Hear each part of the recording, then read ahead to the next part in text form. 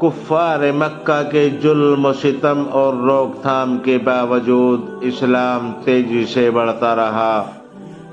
یہ دیکھ کر کفار مکہ نے تدبیر سوچی کہ محمد صلی اللہ علیہ وسلم اور ان کے خاندان کا بائیکاٹ کیا جائے۔ لہٰذا سب نے آپس میں مشورہ کر کے ایک عہد نامہ لکھا اور اسے خانہ کعبے پر لٹکا دیا۔ اس عہد نامے کے مطابق کوئی بھی محمد صلی اللہ علیہ وسلم اور ان کے خاندان والوں سے میل جول، لین دین، شادی بیاہ نہیں کر سکتا تھا۔ لہٰذا رسول اللہ صلی اللہ علیہ وسلم کو بنی ہاشم اور مسلمانوں کے ساتھ ایک گھاٹی میں جانا پڑا جس کا نام شعاب ابی طالب ہے۔ یہاں ان لوگوں نے 3 سال کا زمانہ گزارا جس میں سخت تکلیف کا سامنا کرنا پڑا۔ بھوک و پیاس کی شدت کی وجہ سے ببول کے پتے تک چبانے پڑے۔ جب بچے بھوک و پیاس کی وجہ سے روتے بلکتے سسکتے تو کفار مکہ اس پر ٹھہاکے لگاتے۔ 3 سال کے بعد اللہ تعالیٰ کی رحمت اور ایسی مدد آئی کہ خود کفار ایک دوسرے کے مخالفت کرنے لگے۔ اتفاق یہاں کے ابو طالب خانہ کعبہ میں بیٹھے ہوئے ساری بات سن رہے تھے۔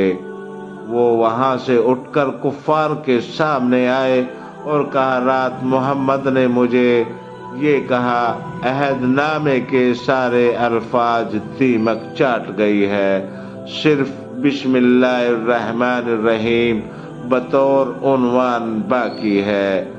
جب عہد نامہ دیکھا گیا تو حرف با حرف حضور صلی اللہ علیہ وسلم کی بات سچ نکلی اور کفار کی گردنیں شرم کے مارے جھک گئی۔ اس طرح عہد نامہ ختم ہو گیا اور محمد صلی اللہ علیہ وسلم نبوت کے 10ویں سال شعاب ابی طالب سے نکل کر مکہ میں آ بسے۔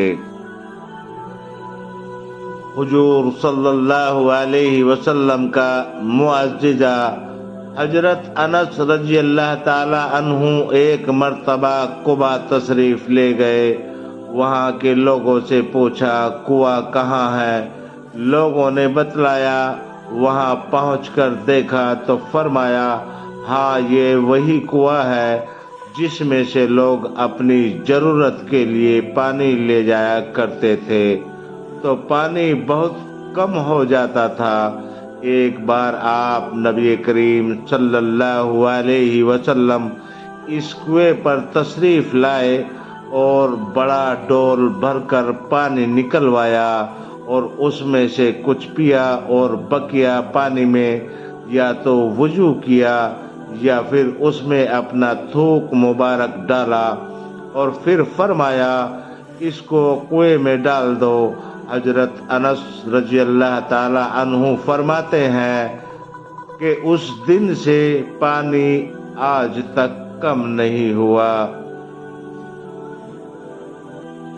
ایک فرض کے بارے میں رسول اللہ صلی اللہ علیہ وسلم نے فرمایا، جو کوئی نماز پڑھنا بھول گیا یا نماز کے وقت سوتا رہ گیا تو اس کا کفارہ یہ ہے کہ جب یاد آئے اسی وقت پڑھ لے۔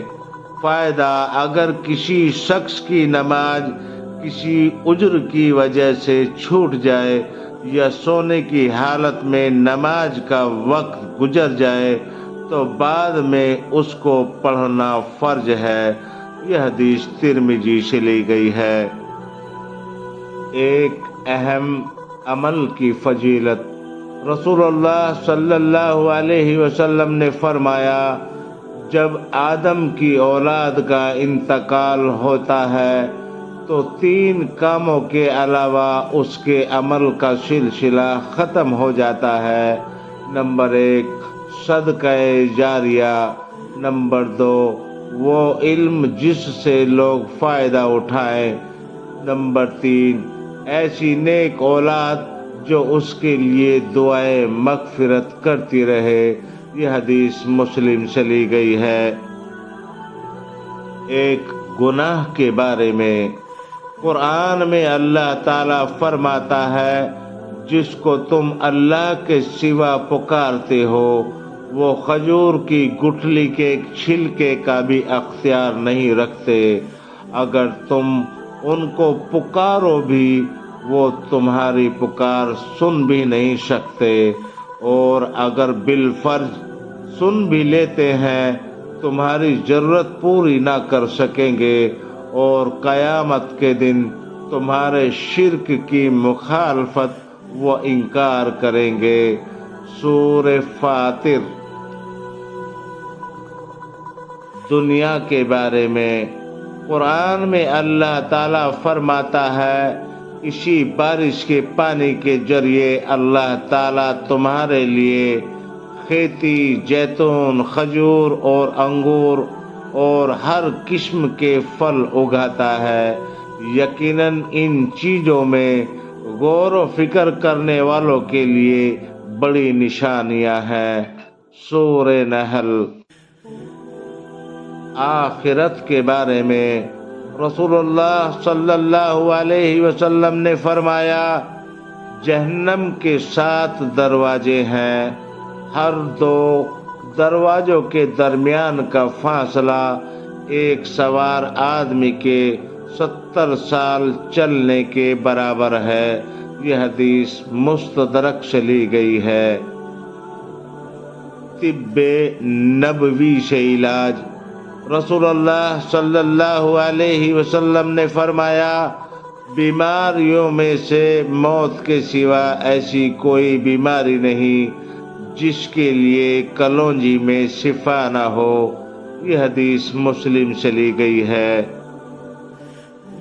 نبی کریم صلی اللہ علیہ وسلم کی نصیحت۔ رسول اللہ صلی اللہ علیہ وسلم نے فرمایا، اپنے نفع کی چیز کو کوئی کوشش سے حاصل کرو اور اللہ سے مدد چاہو، ہمت مت ہارو، اور اگر تمہیں کوئی حادثہ پیش آئے تو یوں مت کہو کہ اگر میں یوں کرتا تو ایسا ہو جاتا، بلکہ یوں کہو اللہ تعالیٰ نے یہی مقدر فرمایا تھا، اور جو اس کو منظور تھا اس نے وہی کیا۔ یہ حدیث مسلم سے لی گئی ہے۔